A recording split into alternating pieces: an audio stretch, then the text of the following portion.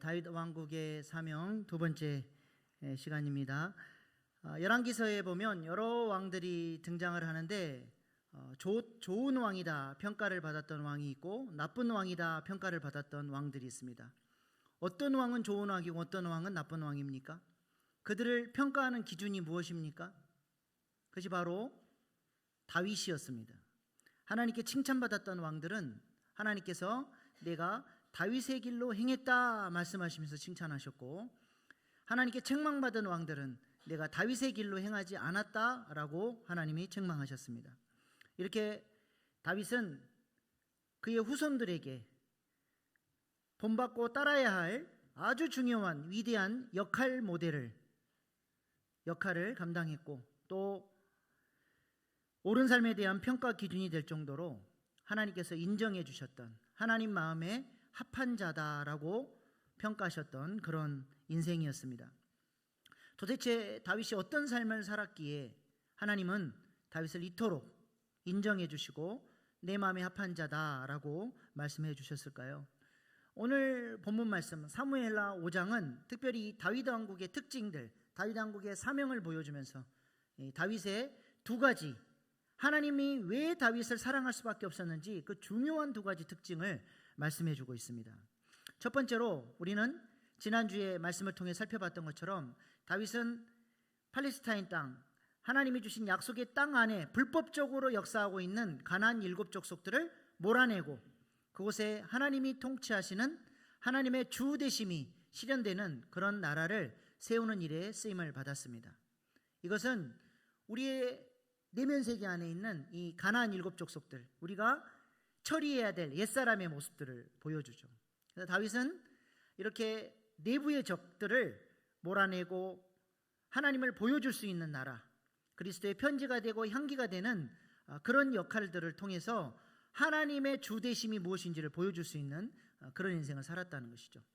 그리고 두 번째로 오늘 우리가 이제 나눌 말씀인데요, 다윗은 외부의 적들을 몰아내고 여호와의 군대로, 오늘 시온 찬양대에 찬양했던 것처럼 음부의 권세를 이기는 그런 나라를 세워서 하나님 나라를 확장해 가는 일에 쓰임 받았다라고 하는 것입니다. 이 두 가지가 바로 다윗 왕국의 핵심적인 사명이요 방향성이었다는 것입니다. 이것은 동일하게 우리의 사명이요 우리 교회의 사명이 되어야 할 줄로 믿습니다. 지난주가 그 작은 자가 천을 이루는 사역이었다면 오늘은 그 약한 자가 강국을 이루는 사역의 말씀이라고 할 수 있습니다. 이스라엘 백성들은 여부스 족속이 알박기 하고 있었던 그 예루살렘을 400년 동안이나 점령하지 못했는데요, 그 가나안 7족속뿐만 아니라 밖으로 외부의 적들도 400년 동안 물리치지 못하고 끊임없이 그들로부터 고통을 당하고 괴롭힘을 당하며 살았습니다. 사진 한번 보여주십시오. 팔레스타인 땅을 중심으로 빙 둘러서 대적들이 있어요. 맨 아래 에돔으로 시작해서 오른쪽 모압, 암몬, 아람, 그 다음에 왼쪽 북쪽에 베니게 지역, 두로와 시돈, 그 다음에 밑에 빨간색 블레셋 지역. 가나안 7족속이 내부의 적으로 역사할 뿐만 아니라 또 외부의 적들이 저렇게 빙 둘러서 이스라엘 백성들을 괴롭혔던 거예요. 그러니까 하나님을 믿고 의지하고 살지 않으면 도저히 살 수 없는 땅이 바로 저 땅인 것이죠. 그러니까 하나님은 다윗을 통해서 이 대적들을 물리치고 저 땅에 하나님의 통치가 이루어지는 하나님 나라가 세워지기를 원했던 것이죠. 그래서 가나안 7족속뿐만 아니라 저 모든 대적들을 하나님은 다윗을 통해서 쫓아내시기 위해 다윗을 기름 부어 세워주신 것입니다. 오늘 우리가 읽은 사무엘하 5장은 다윗이 통일 이스라엘 왕으로 기름 부음을 받고 세워지는 장면이 나오죠. 오늘 본문 말씀은 자세하게 기록되지 않는데 똑같은 사건을 다루고 있는 역대하 12장에 보면 이 다윗이 기름 부음을 받고 왕으로 세워지는 이 왕의 대관식이 얼마나 화려하고 기쁨이 넘치는 잔치였는지를 잘 말씀해 주고 있습니다. 역대상 12장 38절 40절 말씀입니다. 이 모든 군사가 전열을 갖추고 다 성심으로 헤브론에 이르러 다윗을 온 이스라엘 왕으로 삼고자 하고 무리가 거기서 다윗과 함께 사흘을 지내며 먹고 마셨으니 이는 그들의 형제가 이미 식물을 준비하였음이며 이스라엘 가운데 기쁨이 있음이었더라. 각 지파별로 군인들이 나와서 이 왕의 대관식을 위해서 도열을 하는데 그 숫자만 20만 명이 넘습니다. 영광 가운데 다윗을 이스라엘 12지파의 장로들이 기름을 붓고 모든 백성들이 함께 모여서 3일씩이나 잔치를 열며 기뻐하고 즐거워했다는 것이죠. 오늘날이야 아무리 숫자가 많아도 식당에 하청 주면 그만이겠지만 이때 당시 이 많은 숫자가 3일씩이나 먹고 마셨으니 얼마나 성대한 잔치였는지 한번 상상을 해보시기 바랍니다. 모든 백성들이 함께 3일간 기뻐하고 온 마음으로 다윗을 왕으로 추대했다라고 하는 것이죠. 영광 가운데 기름 부으심을 받았습니다. 하나님이 왜 다윗을 이렇게 영광스러운 왕으로 세워주십니까? 이름 없는 한 집안의 8번째 아들로 태어나 부모도 잘 인정해주지 않는 비천한 삶을 살던 한 소년을 하나님께서 이렇게 선택하시고 기름 부으시고 훈련하셔서 이렇게 영광스러운 왕으로 세워주신 거예요. 무엇 때문입니까? 다윗을 통해서 하나님 나라를 이루어 가셔야 되니까 하나님이 다윗을 이렇게 영광스럽게 세워주신 거예요. 근데 놀라운 사실은 다윗만 이렇게 영광스러운 존재가 아니라 바로 우리가 다윗처럼 하나님 나라를 위해서 쓰임받을 자로 왕같은 제사장으로 영광스러운 존재로 부름받았다는 사실입니다. 이 사실을 믿으십니까? 여러분을 하나님께서 그렇게 영광스러운 존재로 부르셨대요. 이것이 복음입니다. 우리는 과거에 하나님과 원수됐던 삶을 살았습니다. 죄와 사망의 지배 아래서 마귀가 좋아하는 일들을 했고 정욕을 따라서 성령을 거스리며 하나님과 원수된 삶을 살았던 우리들을 하나님이 은혜로 우리를 선택하시고 예수님의 십자가의 보혈로 자녀 삼으시고 더 나아가서 우리에게 성령으로 기름 부어주셔서 이제는 영광스러운 하나님 나라의 동역자들로 우리를 불러주셨다는 것이죠. 그래서 성경은 우리가 얼마나 영광스러운 존재인지 계속해서 우리에게 말씀하고 있습니다. 특별히 히브리서 1장 14절 말씀 보십시오. 모든 천사들이 섬기는 영으로서 구원받을 상속자들을 위하여 섬기라고 보내심이 아니냐. 영광스러운 천사가 우리를 섬긴대요. 천사가 얼마나 영광스럽습니까?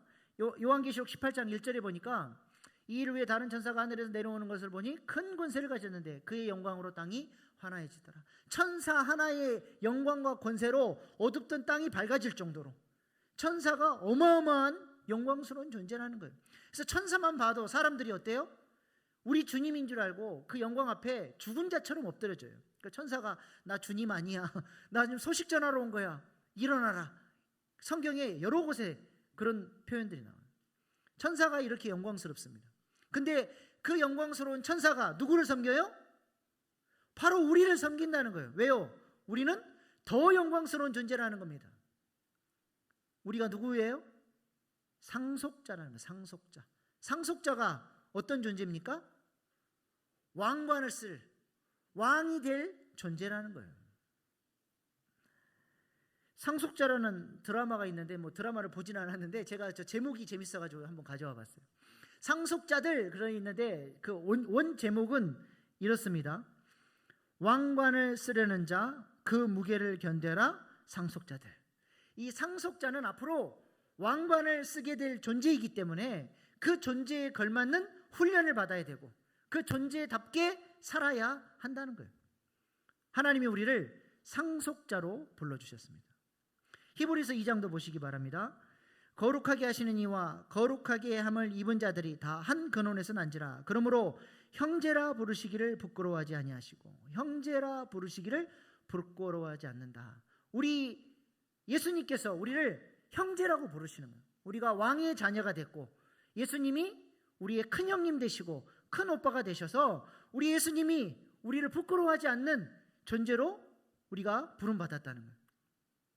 너무 황홀한 얘기를 하니까 전혀 감이 안 오십니까? 하나님께서 우리를 이렇게 영광스러운 존재로 불러주셨다는 것입니다. 이뿐만이 아니죠. 고린도후서 3장에서는 우리가 상속자로서 우리가 앞으로 누리게 될 이 하나님 나라를 세워나가는 새언약 시대의 일꾼으로 부름받았다는 거예요. 그런데 사도 바울이 중요한 얘기를 합니다. 모세가 얼마나 영광스러운 지도자입니까? 그런데 우리는 모세보다도 더 영광스러운 직분을 받게 됐다는 거예요. 고린도서 3장 6절 말씀입니다. 그가 또한 우리를 새 언약의 일꾼이 되기에 만족하게 하셨으니 돌에 써서 새긴 죽게 하는 율법 조문의 직분도 영광이 있어 이스라엘 자손들은 모세의 얼굴에 없어질 영광 때문에도 그 얼굴을 주목하지 못하였거든. 하물며 영의 직분은 더욱 영광이 있지 아니하겠느냐. 정죄의 직분도 영광이 있은즉 의의 직분은 영광이 더욱 넘치리라. 모세가 하나님으로부터 부름을 받고 시내산에서 하나님의 영광을 경험하죠. 근데 그 영광은 잠깐 있다가 없어질 영광이라는 거예요. 그래서 모세가 이 영광이 있다가 없어져 버리면 백성들이 자기를 영적 지도자로 존중을 안 해줄 것 같으니까 수건으로 얼굴을 싹 가려버렸어요. 영광이 사라진 걸 못 보게. 이 이야기를 사도 바울이 이야기하면서 잠깐 있다가 없어질 영광도 이렇게 영광스러운데 우리는 어떤 존재가 됐다는 거예요? 그 영광이 우리 안에 들어오셨다는 거예요. 영원 무궁토록 우리와 함께 하시고 영광을 모시는 거룩한 성전이 바로 우리가 됐다는 것입니다. 우리가 얼마나 더 영광스러운 존재냐. 그래도 고린도후서의 주제가 뭐냐?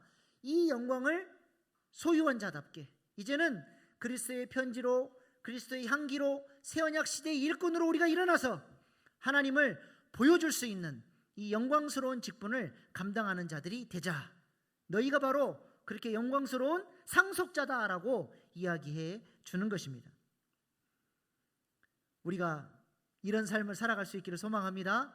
이것이 바로 다윗의 사명이었고 상속자로 부름받은 우리의 사명인 줄로 믿습니다. 그렇다면 구체적으로 다윗은 이렇게 하나님께 영광스럽게 기름 부음을 받고 외부의 적들을 어떻게 물리쳤습니까? 우리가 지난주에는 내부의 적을 물리치는 다윗을 살펴봤다면 오늘은 블레셋을 통해서 어떻게 다윗이 외부의 적들을 물리치고 하나님 나라를 확장했는지를 오늘 말씀을 통해서 우리가 알아볼 수 있습니다. 먼저 17절 말씀 같이 보겠습니다. 시작.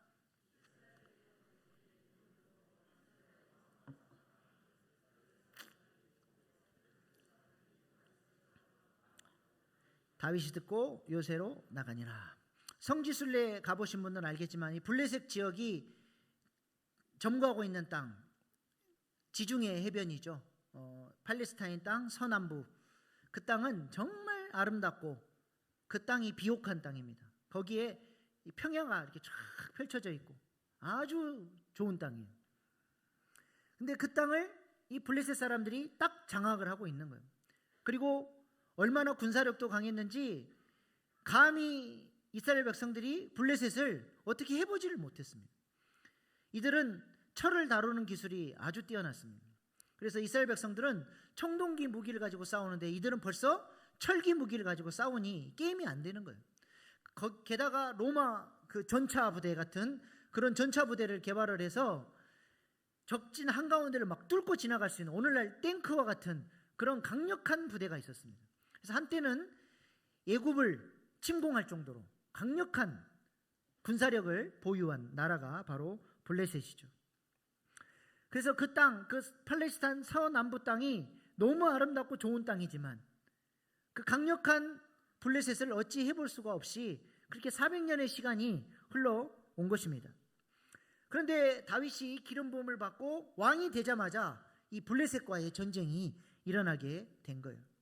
블레셋이 모든 군사력을 총동원해서 이스라엘을 쳐들어왔는데 그 이유가 무엇입니까?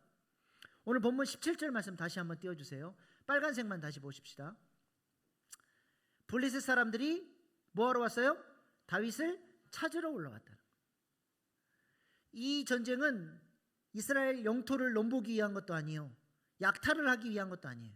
오직 유일한 목적은 다윗을 죽이러 온 거예요. 블레셋 입장에서는 다윗이 괘씸죄에 걸린 거죠. 다윗이 광야 방황 시절에 블레셋으로 투항하지 않았습니까? 그래서 이런 다윗과 같은 인재가 굴러 들어오다니, 그래서 어떻게든 다윗을 자기 사람 만들려고 블레셋 사람들이 다윗에게 모든 편의를 제공하고 시글락 성도 주고 아주 잘해줬단 말이에요. 근데 블레셋 사람들이 전쟁하는 사이에 야반도주를 해버린 거예요, 다윗이. 그리고 시간이 흘러서 통일 이스라엘의 왕으로 세워졌다는 소식이 블레셋 사람들이 귀에 들리니까 화가 나서 견딜 수가 없는 거죠. 다윗이 어떤 사람입니까? 블레셋 사람들은 다윗을 너무 잘 알고 있어요. 이미 과거에 그들의 전쟁 영웅인 골리앗을 다윗이 죽였죠. 또 다윗이 이끄는 그 군대는 하나님이 도와주시니까 아무리 철 무기를 가지고 덤벼들어도 하나님이 계속 이기게 하시니 블레셋 사람들이 이 다윗 때문에 골머리를 앓았습니다. 그런데 저 다윗이 통일 이스라엘의 왕으로 등극을 했다는 거예요. 만약에 다윗이 저기서 왕권을 확립하고 나라를 제대로 세워버리면 이제 앞으로 두고두고 블레셋이 얼마나 고통을 당할지 눈에 훤히 보이는 거예요. 그래서 아직 이 나라가 제대로 세워지기 전에, 다윗이 아직 군대를 정비하기 전에 초장의 싹을 잘라버리려고 이들이 총 공세를, 그 최첨단 무기를 가지고 덤벼 들었다는 것이죠. 이처럼 마귀는 누구를 공격합니까? 가만히 있는 사람은 건들지도 않아요. 하나님 나라를 위해서 살아보려고 애를 쓰고 헌신하려고 하고 기도하려고 하고 말씀대로 살아보려고 뭔가 꿈틀대는 사람, 마귀는 그런 사람을 결코 가만 놔두지 않습니다. 장재기 목사님의 따라하는 기도라는 책에 보니까 이런 단락이 있습니다. 제가 한번 읽어보겠습니다. 마귀는 창의성이 없다고 합니다. 2000년 전이나 지금이나 마귀가 공격하는 방법은 늘 똑같습니다. 고난을 주거나 유혹하거나 내버려 두는 것입니다. 가만두어도 알아서 망할 사람은 마귀도 건드리지 않습니다. 고난이 없다는 것은 마귀도 신경 쓰지 않는다는 뜻이고, 고난이 있다는 것은 내가 주님 안에서 잘 살고 있다는 뜻입니다. 마귀가 우리를 공격하는 이유는 하나입니다. 하나님과 멀어지게 하는 것입니다. 여러분의 삶은 어떠하십니까? 기도하지 않아도 살만하십니까? 늘 평안한 것이 꼭 좋은 것만은 아니라는 거예요. 국가대표 축구 경기를 할 때 보면 별 볼 일 없는 선수들은 상대방도 잘 안 막아요. 그러나 손흥민이나 이강인 같은 선수들은 상대팀에서 저들을 어떻게 막을 것인지 전략을 짜고 전담 수비수를 붙여가지고 경기 시간 내내 괴롭힙니다. 왜 그렇습니까? 위협적인 존재이기 때문에 그래요. 마귀도 마찬가지라는 거예요. 하나님 나라의 용사로서 마귀의 죄와 사망 권세를 깨뜨리기 위해서 애를 쓰는 사람, 마귀는 그런 사람들을 집중해서 공격을 한다는 것입니다. 간절한 소망은 우리 교회가 아무 일도 안 일어나는 그런 별 볼 일 없는 교회가 아니라 치열한 영적 전쟁이 일어나는 교회 될 수 있기를 소망합니다. 그렇다면 다윗은 최신 무기를 가지고 무섭게 공격해오는 블레셋 사람들을 무엇으로 대적할 수 있었습니까? 오늘 본문 말씀에 보니까 다윗은 두 가지 영적 무기를 가지고 싸워요. 첫 번째가 뭐냐? 바로 기도였습니다. 기도 외에는 이런 류의 것이 나가지 않는다는 것이죠. 하나님 나라의 군대는 세상 사람들처럼 칼과 창으로 싸우는 전쟁이 아니에요. 뭘로 싸워요? 거룩으로 싸우고 기도로 싸우는 것입니다. 오늘 본문 19절 말씀입니다. 다윗이 여호와께 여쭈어 이르되 내가 블레셋 사람에게 올라가리이까 여호와께서 그들을 내 손에 넘기시겠나이까 하니 여호와께서 다윗에게 말씀하시되 올라가라 내가 반드시 블레셋 사람을 내 손에 넘기리라 하신지라. 이 전쟁은 칼과 창으로 하는 전쟁이 아니라 하나님이 직접 싸우시는 전쟁이요 기도함으로 이길 수 있는 전쟁이었다는 것이죠. 또 23절 말씀도 보시기 바랍니다.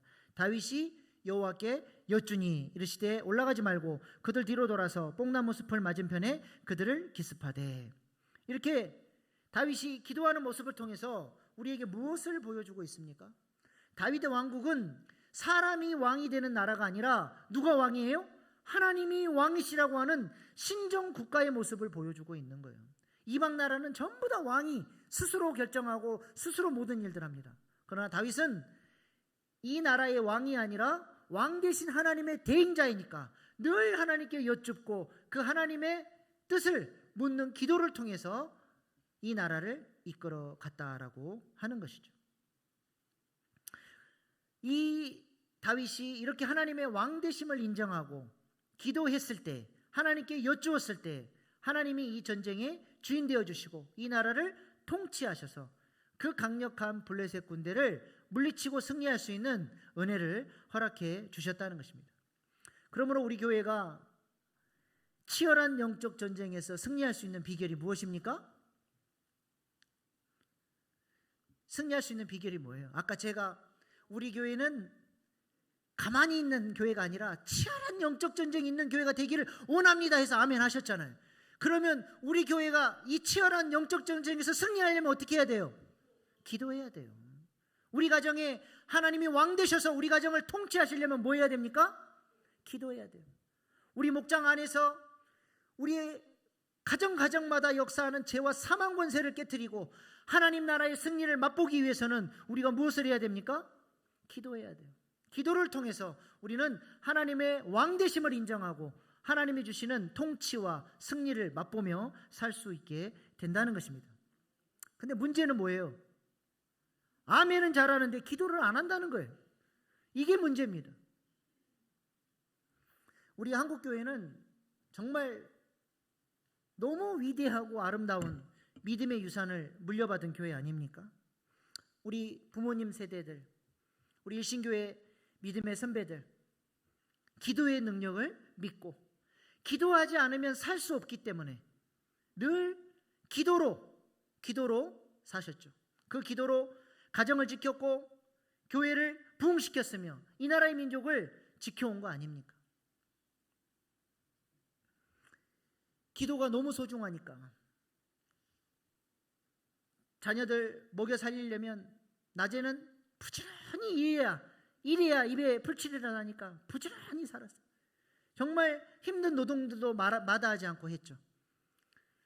근데 기도는 해야 되겠고 시간은 없으니까 어떻게 했어요? 잠을 줄였죠. 그래서 새벽에 일어나서 기도하고 하루를 시작하고, 금요일 날은 금요 철야, 요즘에는 금요 철야가 없어져 버렸어요. 금요 기도회. 저는 우리 교회에 한번 시작하면 새벽 1시, 2시까지 기도하고 싶습니다. 그렇게 철야 밤늦게까지 기도하고, 기도가 끝나고 나면 막차까지 다 끊어져 버려가지고 통금 시간 걸리니까 저기 뒤에 사무실에서 주무시다가 새벽 예배까지 드리고 집으로 돌아가신 분들이 있었다는 얘기를 제가 전설 따라 삼천리 이야기를 들은 적이 있어요. 제가 묻고 싶습니다.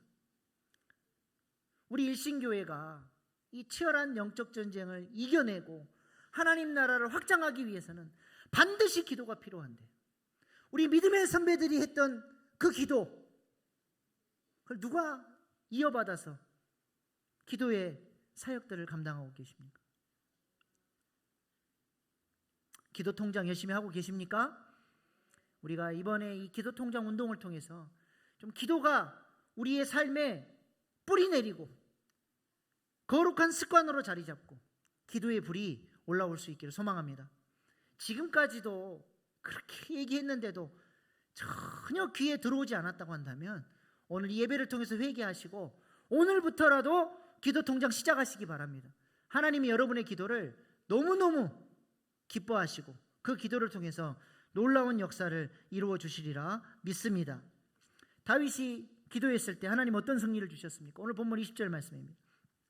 다윗이 바알브라심에 이르러 거기서 그들을 치고 다윗이 말하되 여호와께서 물을 흩음같이 내 앞에서 내 대적을 흩으셨다 하므로 그곳 이름을 바알브라심이라 부르니라.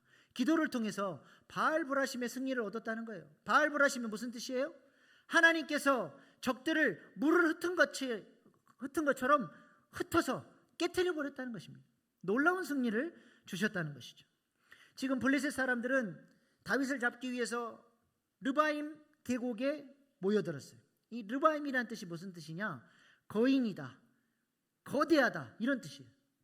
너무 큰 그 거대한 르바임의 문제를 하나님 앞에 다윗이 기도했을 때 바알브라심의 역사로, 그들을 완전히 박살내는 역사로 하나님께서 승리할 수 있도록 도와주셨다는 것입니다. 여러분의 삶에도 르바임 같은 도저히 내 힘으로 해결할 수 없는 문제가 여러분의 삶을 가로막고 계십니까? 르바임을 바알브라심으로 깨트려 주시는 그 전능하신 하나님을 믿고 의지하며 기도하실 수 있기를 바랍니다. 하나님께서 놀라운 역사로 우리의 기도 가운데 응답해 주시리라 믿습니다. 이를 위해서 목장에서도 좀 모여서 기도하시기 바랍니다. 기도 사역을 꼭 하셔요. 온 성도들이 함께 목장에서 같은 마음으로 기도할 때 하나님은 그 기도에 능력으로 역사해 주시는 거예요. 전도서 4장 12절 말씀 보십시오. 한 사람이면 패하겠거니와 두 사람이면 맞설 수 있나니 세 겹줄은 쉽게 끊어지지 아니하느니라. 함께 같은 마음으로, 혼자서는 힘이 약하지만 마음을 모아서 같이 기도하는 이 세 겹줄의 기도는 우리에게 승리를 가져오는 능력이 되는 것입니다. 그래서 우리 목장 사역에서 마지막 네 번째, 다섯 번째 순서가 다 기도하는 시간 아닙니까? 불신자들을 위해서 기도하고 그 작은 자가 천을 이룰 수 있도록 기도하고, 그리고 다섯 번째 시간에 우리의 죄와 사망의 문제를 놓고 함께 기도하면서 그 약한 자가 강국을 이룰 수 있도록 기도하는 시간을 가질 때 우리의 목장이 그냥 인간적인 사적인 어떤 친교 모임이 아니라 영적인 승리를 거두는 다윗 왕국과 같은 그런 능력 있는 목장으로 세워지게 되리라 믿습니다. 두 번째로 다윗은 순종함으로써 블레셋 군대를 대항했습니다. 오늘 본문 25절입니다. 이에 다윗이 여호와의 명령대로 행하여 블레셋 사람을 쳐서 게바에서 게셀까지 이르니라. 다윗이 어떻게 했다고 했어요? 여호와의 명령대로 순종했대요. 올라가라 하면 올라가고, 이번에는 올라가지 말고 뒤로 돌아가라 하면 뒤로 돌아갔습니다. 그것이 군사학적으로 좋은 방법인지 나쁜 방법인지 상관없습니다. 하나님이 가라 그러시면 그대로 하면 되는 거예요. 전쟁을 앞두고 할례를 행하라 말씀하시면 그것이 전쟁의 상황에서 자살행위에 가까운 행동이라도 하나님이 말씀하셨으니 순종하면 이기게 되는 것입니다. 불뱀의 꼬리를 잡으라 말씀하시면 뱀 꼬리 잡으면 바로 물려 죽을 것을 뻔히 알면서도 하나님이 잡으라 말씀하시니 잡는 것입니다. 인간의 생각과 판단을 내려놓고 말씀대로 순종할 때에 우리가 생각하지 못했던 기가 막힌 방법으로 하나님께서 우리에게 승리를 주신다는 거예요. 다윗이 어떤 승리를 맛보았습니까? 하나님 말씀하신 대로 순종했더니 그 강한 블레셋 군대가 깨트려지고 그들이 400년 동안이나 불법적으로 장악하고 있었던 그 땅, 게바에서 게셀까지의 그 땅을 다시 회복하는 놀라운 역사가 이루어지게 됐다는 것이죠. 게바에서 게셀까지가 어디냐? 지도 보여주세요. 자, 예루살렘 쪽에서 지중해 쪽으로 나와 있는 땅들입니다. 블레셋을 해안가로 몰아내버리고 저곳에 아름다운 평화가 있고 기름진 땅이 있었는데, 지금까지 블레셋이 불법적으로 깃발을 꽂아놓고 내 땅이라고 했던 저 기업의 땅, 하나님 앞에 순종했더니, 기도하고 순종했더니 무려 400년 동안이나 안 이루어질 것 같았던 역사가 이루어지게 되었다는 것입니다.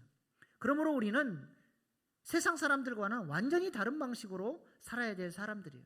똑같이 세상 사람들과 이 땅에 발을 붙이고 살지만 우리는 전혀 다른 삶의 방식을 가지고 살아야 하는 사람들인 것입니다.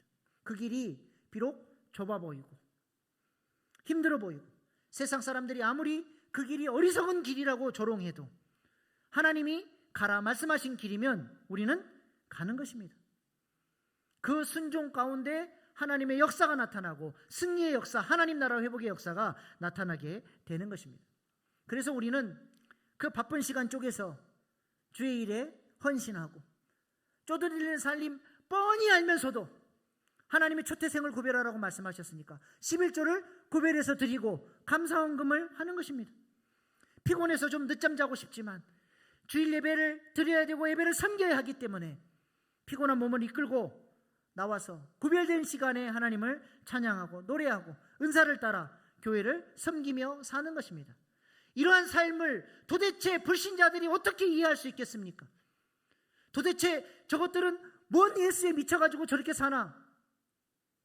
아무도 이해를 못하는 거예요. 밭에 감추인 보화를 발견한 사람을 도대체 누가 이해할 수 있겠습니까? 이스라엘은 보화를 발견한 사람이 그 보화를 자기 것으로 갖는 게 아니라 그 보화가 묻힌 땅 주인이 누구 것이냐, 그 소유자에게로 그 보화가 가게 되어 있어요. 가난한 소작농이 밭을 갈다가 우연히 밭에 묻어져 있던 보화를 발견했어요. 그 보화를 내 것 삼는 비결이 뭐예요? 어떻게 해야 됩니까? 그 밭을 사면 돼요. 소유권을 나에게로 이전시키면 됩니다. 아무도 모르게 덮어놓고 가족들에게도 발설하지 않습니다. 이 비밀이 나갔다가는 절대로 땅 주인이 땅을 안 팔 걸 알기 때문에 아무도 모르게 집으로 돌아가서 집 팔고 냉장고 팔고 가스레인지 팔고 있는 살림 다 갖다 파니까 부인이, 이 인간이 정신이 나갔네, 저 땅이 뭔 땅인 줄 알고 저 땅을 살라 그러냐고 난리가 났을 거예요. 그래도 절대 말 안 해요. 그 땅을 내 거 삼아야 되니까. 그 가치를 본 사람은 도저히 세상 사람들이 이해 못할 행동을 하는 겁니다. 여러분은 어떤 가치를 보셨습니까? 하나님 나라의 가치를 볼 수 있는 눈이 있기를 축복합니다. 사울처럼 이 땅의 것만 바라보면서 자신의 왕국 세우는 일에 자신의 물질과 시간을 투자하며 아무런 가치 없는 삶을 위해서 살다 죽어버린 인생이 아니라 다윗처럼 하나님이 나를 얼마나 존귀한 존재로 부르신지를 깨닫고 그 일을 위해서 헌신하며 그 가치를 바라보며 그 복되고 아름다운 삶으로 나아가는 저와 여러분 될 수 있기를 소망합니다. 우리는 향방 없이 정욕을 따라서 이리저리 막 떠내려가는 뗏목 같은 인생이 아니에요. 사진 띄워주세요. 우리는 뗏목 같은 인생이 아니라 성령의 바람을 따라 하나님의 말씀이 지시한 곳을 향해서 분명한 방향성을 가지고 나아가는 돛담배와 같은 인생으로 하나님께서 우리를 불러주셨다는 것입니다. 하나님은 오늘도 우리에게 말씀하십니다. 바로 우리가 다윗처럼 기름 부음 받은 자로 영광스러운 상속자로 하나님 나라가 우리를 통해서 이루어지도록 하나님이 우리를 부르셨다는 거예요. 여기에 인생에 가치가 있고 영광이 있고 참된 기쁨과 보화가 숨겨져 있는 것입니다. 이것을 보았을 때 이 사명을 감당하기 위해서 우리는 기도할 수밖에 없고 하나님이 말씀하신 그 길을 순종하며 나아갈 수밖에 없는 인생이 되는 것입니다. 우리의 삶이 그렇게 분명한 방향성, 왕관을 쓰려는 자 왕관의 무게를 견뎌라, 주님께서 기뻐하시는 길로 나아가는, 그래서 하나님 나라의 복을 이 땅에서부터 충만하게 누리고 살아가는 저와 여러분 될 수 있기를 소망합니다. 기도하겠습니다. 하나님은 구속사를 위해 헌신하며 살아갔던 다윗을 내 마음에 합한 자다 말씀하셨습니다. 하나님은 지금도 그 작은 자가 천을 이루고 그 약한 자가 강국을 이루어가는 다윗과 같은 사람들을 찾고 계십니다. 우리가 영광스러운 상속자로 부름받았음을 알고 이제는 우리도 성령을 통해 그리스도의 편지로 향기로 성장해가는 성화의 열매를 맺어가고 기도와 순종으로 하나님 나라를 확장해가는 믿음의 사람 되게 해달라고 이 시간 주신 말씀 붙들고 주여 3번 부르고 결단의 기도로 나아가시겠습니다. 주여 주여 주여. 하나님